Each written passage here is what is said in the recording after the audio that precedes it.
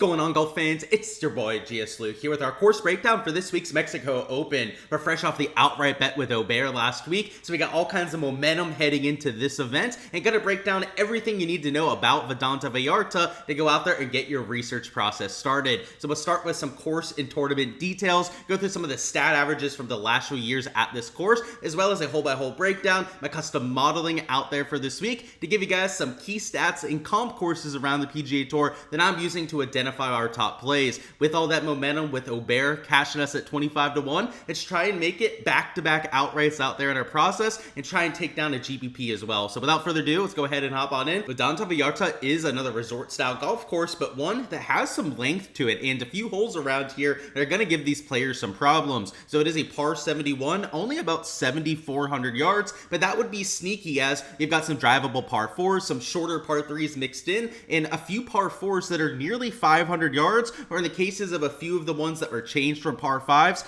over 500 yard par 4s. So a few holes that you can make bogey or worse at out there, but also going to be plenty of birdies or better flying. In terms of your agronomy, it's paspalum from tip to toe. So your greens, a platinum paspalum, and your rough, a 2.5-inch paspalum as well, which the greens tend to be perfect. They run purely over there at the Mexico Open. The rough, a little bit sticky because of that paspalum grass. The fairways, extremely wide around here. Also green complexes that are pretty large as well, but as you'll see when we get to the green and regulation rate later, they have a lot of slopes, so they're not the easiest to go out there and hit. So the fairway is going to be plentiful out there this week, but because it is a longer golf course, a lot of people are going to be banging driver off the tee. So it's not so much about being positional off the tee as much as it is setting up a short club into these greens. The other key distinguishing factor of this golf course would be the water that you have in play on 13 of the 18 holes. So not really what we've been used to over there on the West Coast, where water hasn't been nearly as prominent on these courses. If you go over here to bet the number, bring up some of the analytics from the last few years, you'll see some of the stat averages that we've had at this event. Your fairway average, about 65%. Your green average, about 66.1%.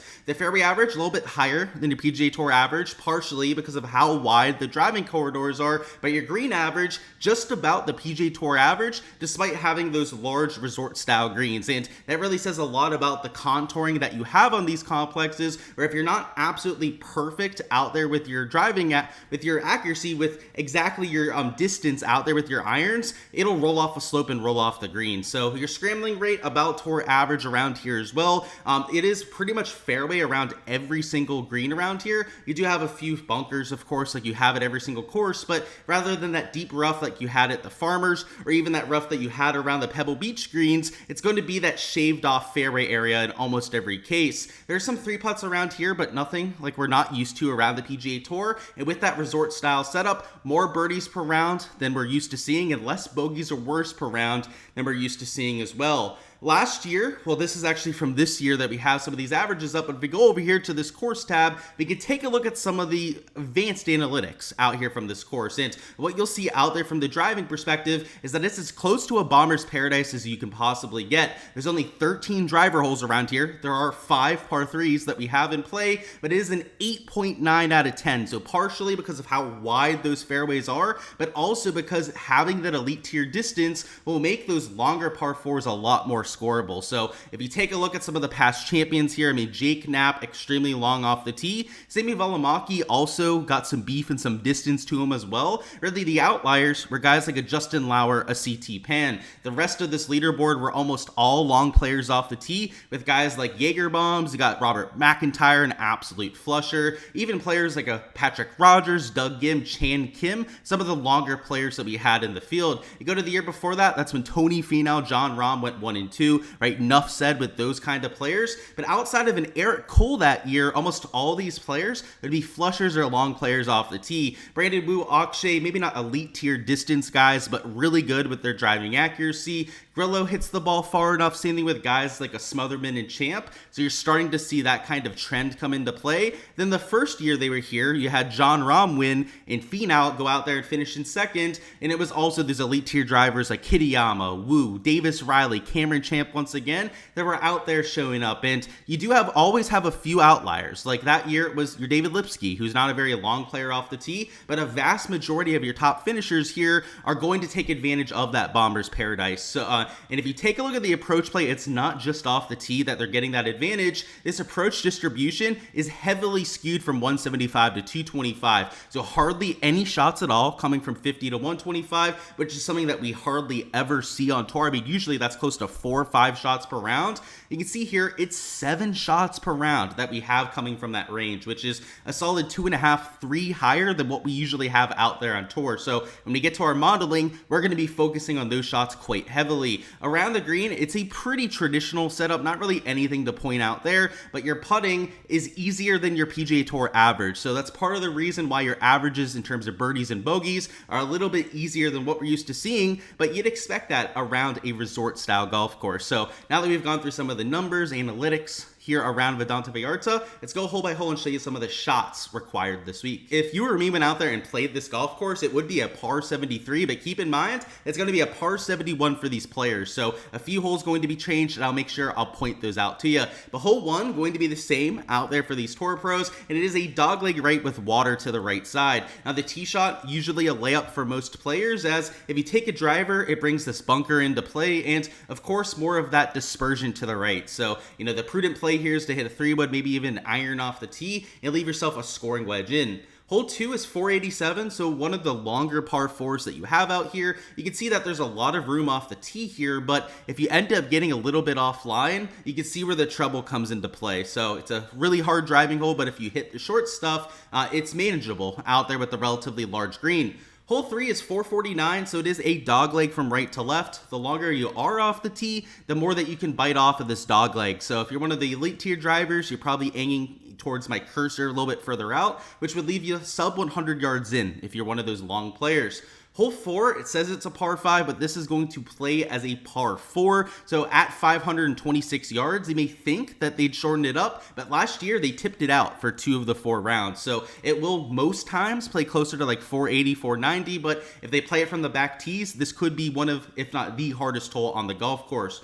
Hole 5 is 209 yards, so this is a par 3. Technically, it is an island green, but you have enough room to work with here where it doesn't come nearly as much into play as holes like 17 at Sawgrass or 17 at PGA West. 6 is your first par 5, so this one is not changed out there to a par 4, and thank goodness at nearly 600 yards, still very hard to reach into, and another hole where having that driving distance is a key advantage. Hole 7 is another one. It is a drivable par 4. It does play pretty flat, so if you are an elite tier driver, you can get it up there near the green. A lot of it comes down to the wind direction, though. If it's downwind or even a side wind, a lot of the field will go for it, but if it's into the wind, like it can be, then only your elite tier drivers will be able to give it a go, and thus, another hole where having that distance is a huge advantage.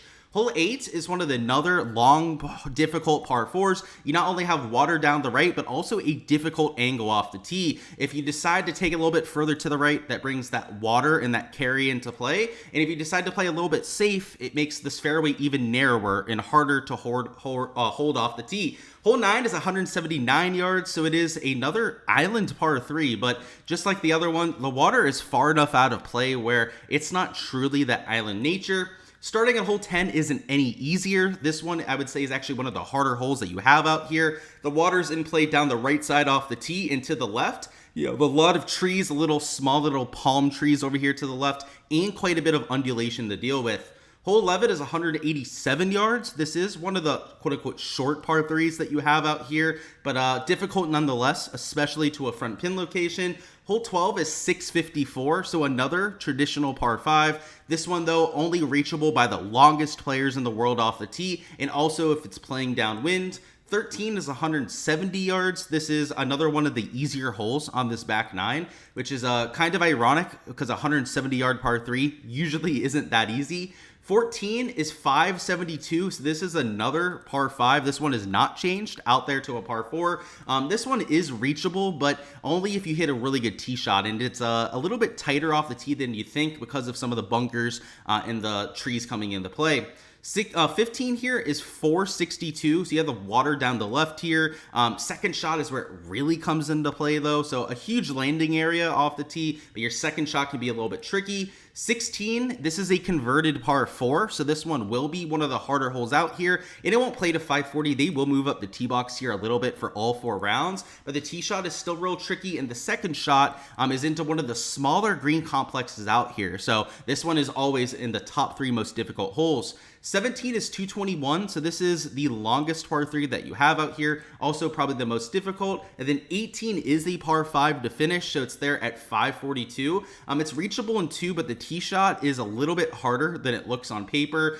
This natural area to the right came in play for somebody like Valimaki last year, and a whole bunch of people are going to miss in this bunker to the left, which in most cases is going to force a layup into this very narrow green. And now that we've gotten familiar with the course, we can go through our key stats and what I'm using to identify my top plays this week. So I'm still working on my modeling, don't have it 100% set quite yet, but I'm going to be looking at a lot of these stats that we point out here. So the first one that's really unique to this golf course would be your shots gained putting on paspalum grass. So over here to the left, we've got off the tee approach around the green. You're always going to want to have those regular stats in your modeling, but when we're looking at the putting in particular, I think looking at paspalum and agronomy would really be a good idea. So if you take a look at some of your leaders there, guys like Silverman, Griffin towards the top end of that list, and Griffin, he has a pretty good sample size around these golf courses as well. So a Davis Riley, a really good putter on this kind of grass, and while the sample size isn't massive on a lot of these sort of players, it is a data point that I'd like to have in my back pocket on a lot of players. Like for example, Jake Knapp has really good numbers on this surface, and I know that Tony Finau isn't teeing it up this week, but he historically absolutely kills it out there on paspalum. Part of the reason I was able to hit him outright at this event a few years ago, and that's a data point that would have gone you onto him any of those kind of weeks. So these kind of players up here, especially those long players off the tee, so like a Riley, a Batia's relatively long off the tee, even Ben Griffin with his ball change, right? He's starting to hit the ball a little bit further, are all players that you want to take a few extra look at, at a tournament like this. Driving distance, also something you want to look at as well. I already pointed out that that's going to be a huge benefit this week. So Pot Guider towards the top, we already saw him play well over there at the Farmers, but Molnak's EVR, elite tier driver off the tee, you marry up this driving distance with a few of the other categories that we're looking at, and you could really be cooking out there at the Mexico Open. So Kurt Kitayama with his elite tier course history, right, nearly won this event a few years ago. Guys like, Thor Bjornsson with a little bit of a larger sample size, right, maybe he comes into play around this kind of event, but a Ryan Fox, a Matty Schmid, players like Ventura, Luke List, all guys that I'll be taking a look at in my modeling. Birdie or better percentage, also something I look at these resort style golf courses, because you're going to have quite a few holes that are almost gimme birdie looks. I want players that take advantage of those when they have that opportunity. So guys like Harry Hall have been making a shit ton of birdies lately, a Joe Highsmith, a Steven Yeager, all towards the top end of the birdie or better list. But just again, some longer players here, like a Jesper Svensson, very long off the tee, a Patrick Fishburne I like to see towards the top of both lists, a Ryan Fox, a Michael Thorbjornsen, the kind of guys that in my model are getting quite a big bump. You can see, right, all top 25 players in my modeling. Not a surprise that it's those long players that make a lot of birdies. And then the last thing I want to point out here in my modeling would be the approach from 175 to 225. And that, of course, when we go back to the course page, is where you had 7+ shots per round, which is way above what we're used to seeing out here on tour. And while we have a few small sample size poppers towards the top end of this list, if we go down to guys that we've seen a little bit more often, it's players like a Hayden Springer that really hit those long irons well, and Eric Van Rooyen, Matteo Manacero, who we've seen for a few events over here on the PGA Tour side. But like an Alex Smalley, he hits it a whole long way. Same thing with guys like a Rico Hoey, Nico Højgaard, right? Don't have to tell you that twice. He's one of the longest guys we have out there in the world. These are the kind of players, look at this Chan Kim as well, bomber, that really hits those long irons well, that you're going to see towards the top end of the leaderboard. So you put this all together, I'll go ahead and show you guys the top end of my rough draft model. Probably some tinkering that's going to have to be done with this, probably a key stat or two I end up adding when I see the bet the number model that they publish here. But Kurt Kitayama, number 1 in my model, number 2, Matty Schmid, all these guys, bombers, except for Michael Kim, right? Michael Kim's the first guy here that's not a quote-unquote bomber, and he's still about an average to maybe even above average accuracy driver, and above average distance driver as well, right? It's not like he's short off the tee out there with Michael Kim. Same thing with guys here like a Ben Griffin, but those top 4 flushers, bombers off the tee, exactly what I was hoping to see. A Joe Highsmith, a Rasmus Højgaard towards the top, a Steven Yeager, who's had a pretty good track record around here, right? 3 top 18 finishes, all the exact kind of players I was expecting to see towards the top here. So those are the kind of things I'm looking for in my players this week, on top of some success over here at these comp courses. So first comp going to be the Corrales Putakanya Championship, another long Paspalum golf course that plays with a lot of that coastal wind. Now, maybe not as coastal over here at the Mexico Open, but it looks like a lot of your long players, a lot of your bombers off the tee have had success around this kind of event. Now, it's not only bombers, like Billy Horschel, you wouldn't call a bomber off the tee. Same thing with guys like a Wesley Bryan, but a Hoffman, a Chan Kim, Alex Smalley, all players that were showing up in our modeling this week. You go to the year before that, Matt Wallace, Nikolai Højgaard, right? He showed up in our modeling a few times. Sam Stevens, long player off the tee. Same thing with Wyndham Clark. Go back to the year before that. That's when you had players like Smalley showing up again, Johnny Vegas, Rasmus Højgaard. Because the agronomy is the same, it can really help you out with some of those putting stats. And a lot of these shorter players, right? That's how they got there, with some of the short game and putting stats popping that week.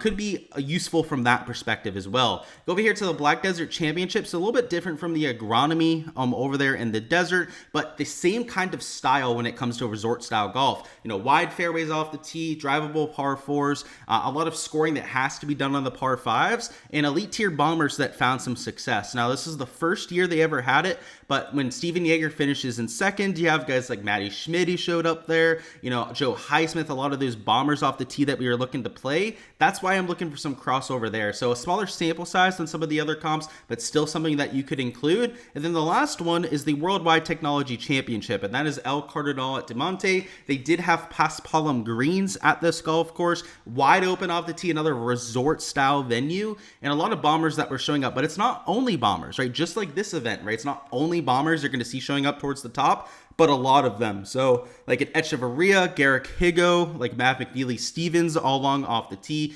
Highsmith, Grazerman, all bombers, I'd say off the tee. Same thing, even with an Eckroat, he hits the ball a long way. But your Justin Lowers, your Carson Youngs that were also showing up there, showing that there's more than one way to get to the top end of that leaderboard. Alrighty guys, that is all I've got for the course breakdown this week. Go ahead, smash that like button if you guys haven't already, and also subscribe to the channel so you don't miss any of the content to come. That'll include our DFS and betting preview, which will be dropping a little bit later on this afternoon, as well as our weekly live stream Wednesday at 7 p.m. Eastern time, going over any of your last second questions. We'll go through a weather report, some of the ownership, the chalk out there heading into DFS to get you guys ready for all of your exposure. But best of luck with whatever you guys are going with, whether it's DFS or those bets later on in the week. And for a chance to earn a free month on my Patreon page, feel free to go ahead and give me your winning score for the Mexico Open down below for the chance to go ahead and earn that. You give me the correct score, you'll go ahead and earn that free month, but it'll be on a first come, first serve basis. So once a score is taken once, it cannot be taken again. So go ahead, claim your score before anyone else goes out there and steals it from you.